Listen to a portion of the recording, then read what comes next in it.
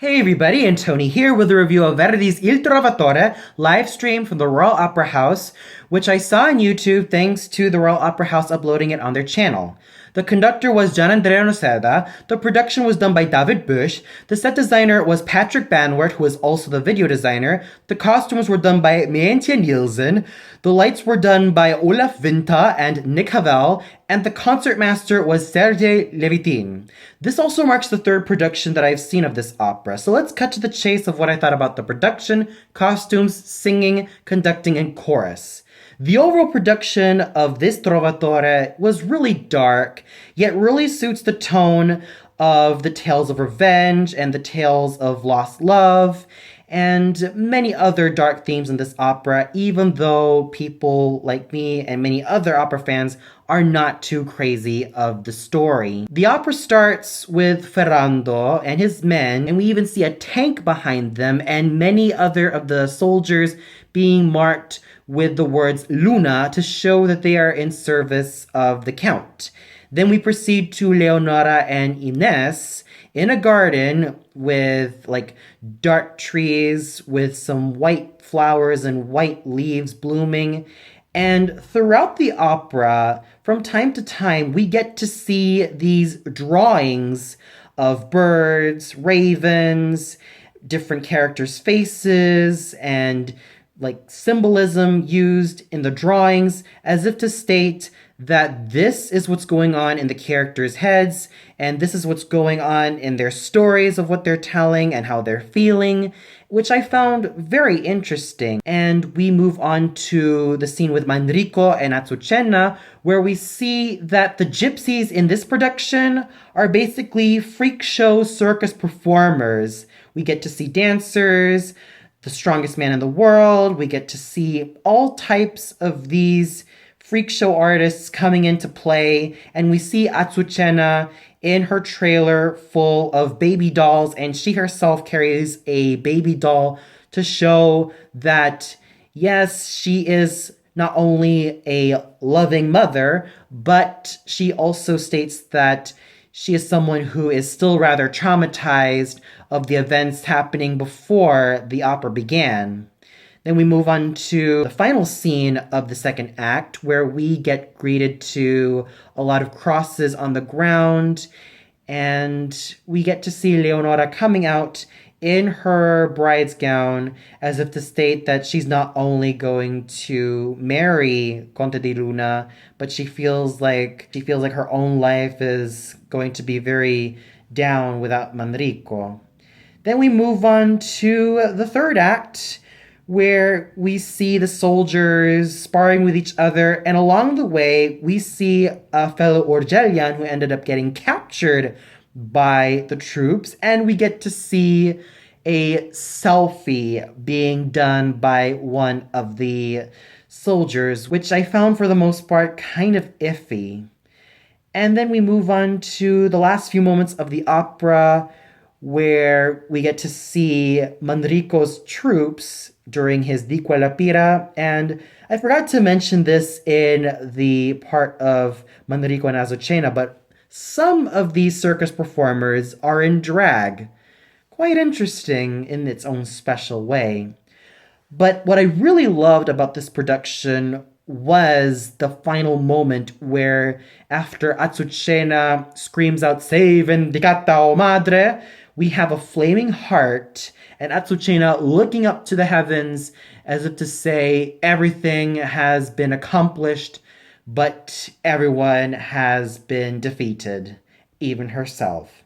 But I have to say that the costumes looked rather interesting and elegant in their own special way. My favorite one being Azucena, since it should be no surprise that I'm a huge fan of goth clothing. So overall, I was rather iffy about this production. There were some things that kind of worked and kind of spoke to the overall weirdness and overall insanity of this opera, and I really dig the dark atmosphere from time to time, and I really love those drawings used from time to time as well. But the overall package seemed iffy at best, in my opinion. But I have to say that the costumes were elegant in their own special ways. with Azucena's being the standout. And now we get to the singers, starting off with Francesco Meli as Manrico. Overall, he is a very solid musician with a fine timbre and a great sense of musicianship, but I'm not really crazy of his acting because there are just loads of moments where he is just so stolid on stage. He mainly expresses one emotion, which I'm really not crazy for because when I think of an ideal Manrico, he should have all the fire and passion, blood and guts, and just really go out of his way, not only in terms of his voice, but also in terms of his stage presence. We have at our disposal all the great Manricos of the past, like Mario del Monaco, Franco Corelli, Carlo Bergonzi, Franco Bonisoli, Luciano Pavarotti, and Placido Domingo, just to name a few. With him, I thought he was mainly okay in this role, mostly because he is a very fine musician and has a very fine timbre. However, I've sort of missed that fire and passion and that blood and guts which I would expect in anyone doing Manrico. And his stage presence was, even though he has a very dashing stage presence, his acting was just something I'm really not crazy for. So overall, he does a very fine job musically, but in terms of his theatricality, I would have wanted to have something more. But he's still a very fine and solid performer all throughout. Singing the role of his lover, Leonora, was the young Armenian spinto soprano Liana Hartonian, who is very much in demand these days for a lot of these Italianate roles. She does a very solid job with Leonora. Her musicianship was very fine. Her timbre was rich and creamy and homogeneous. And she just has a very stylistic and gorgeous stage presence, making Leonora noble, beautiful, yet also has a sense of enthusiasm and charm to her character. However, much like with Francesco Meli and what I thought about his Manrico, we have at our disposal all the great Leonoras of the past who can be able to handle all the coloratura, yet also have a very powerful and very fine voice, like Maria Callas, Leila Gencer, Joan Sutherland, Leontine Price, Aprile Milo, Veronica Villarroel, and Dimitra Teodosiou, just to name a few. I thought that with Liana Hartonian, she was very good as Leonora, but I would have loved to have a lot more agility with this voice as well, because she has a very fine voice, but I would have loved to see her handle a lot of the coloratura a lot more, and even sing like even those high notes, like the D flat that I would usually come to expect in Di geloso amor sprezzato, or even in Da amor sulle rose or Tacea la notte. But still, despite those shortcomings, I have to really give my hat off to Madame Hartonian for really being such a solid musician and having a very gorgeous and very fine stage presence. And she was rather lovely as Leonora. She really embodied this character very well, helped by a rich and creamy voice and a very solid musical technique. Then we have Conte di Luna, who was sung by Celiko Lucic, who has a very stentorian and very fine dramatic baritone sound. However, if you compare him to Francesco Meli as Manrico, he could really pass off as his father. He's old enough to look like Manrico's father rather than his long-lost brother. But still, he has a very fine musicianship, even though I would have loved to see a lot more variety and a lot more fire and passion and youthfulness as Conte di Luna.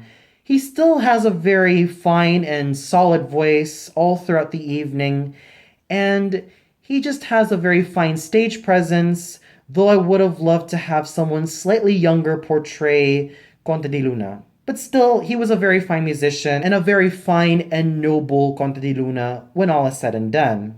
I have to say that the star was Ekaterina Semenchuk as Azucena.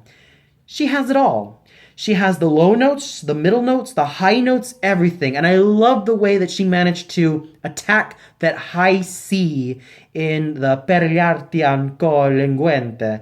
She did a very magnificent job really making Azucena a very multi-layered character. And she looked absolutely gorgeous on stage with that gothic gown, that dark long hair, and that dark lipstick. She looked absolutely gorgeous.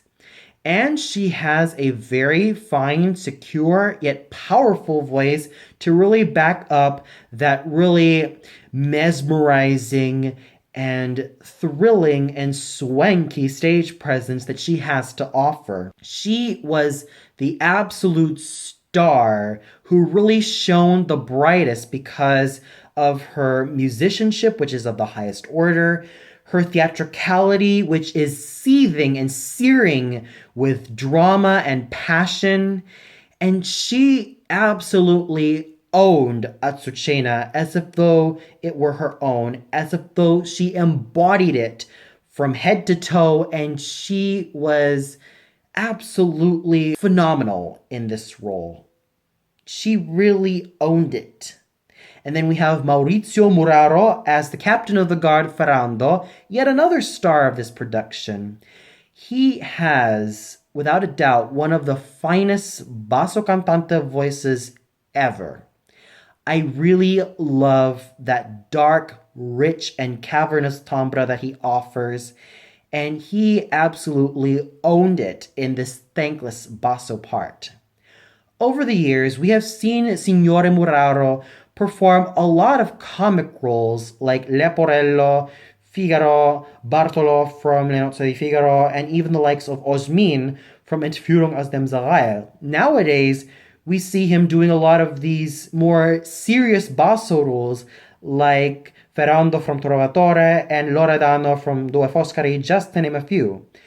And the possibilities of this gentleman are so endless. I would really love to see this guy rock it as Mephistopheles, Filippo II, the Grand Inquisitor, and even the monk from Don Carlo. Maybe even do Banco from Macbeth. Maybe even do Boris Godunov, Pimen, and Varlam. Heck, maybe he can even graduate to Il Commendatore from Don Giovanni. The possibilities for this basso are absolutely endless, and he absolutely owned it as Ferrando, being yet another performer who really stood out in a cast of singers. And then we go to the smaller parts with Jennifer Davis as Inez, who offers her wonderful and scintillating lyric soprano voice to the best of her advantages, really being a foil to Liana Hartonian's more spinto-sounding soprano voice. She was absolutely gorgeous as Inez, really making Inez a very girlish and very, very concerned type of character, and she was absolutely heavenly in her own special way. Then we have David Jung-Hon Kim as Ruith, who uses his lyric tenor voice to his advantage with a role as thankless as this, and he has a very fine stage presence. On top of that, he kind of looks like Charlie Chaplin in that outfit. It's just me and my opinion of just how he looked like. But still, his overall vocalities and his overall mannerisms were just absolutely fine, and he managed to really make the best out of this extremely thankless character. And then we go to the chorus members, Jonathan Fisher as the old gypsy, and Douglas Telfa as the messenger, really giving off such fine voices to such very, very small roles. So overall, the singing was very good, but I have to give really huge kudos to Maurizio Muraro as Ferrando and Ekaterina Semenchuk as Azucena. These two really shone as the brightest stars of a cast of singers. They owned their characters. They were the ones I definitely rooted for from beginning to end. That's not to say that the singing from the other singers was bad, but the singing was really good, but Semenchuk and Muraro really stood out.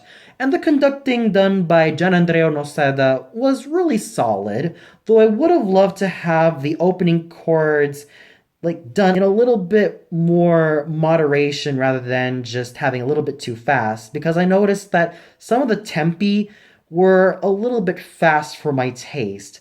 But he managed to hold everything together, and the chorus, as to be expected from something like the Royal Opera House, was very well done. So overall, despite a very iffy production with some good moments, and despite some of the shortcomings from some of the singers, I have to say that the absolute stars of the evening were Madame Semenchuk and Signore Muraro, who really shone the brightest in a cast of singers. Well, that's all for now. Be sure to tune in tomorrow for my review of Bellini's I Puritani, starring Diana Damrau as Elvira Walton. So until then, good night, everybody.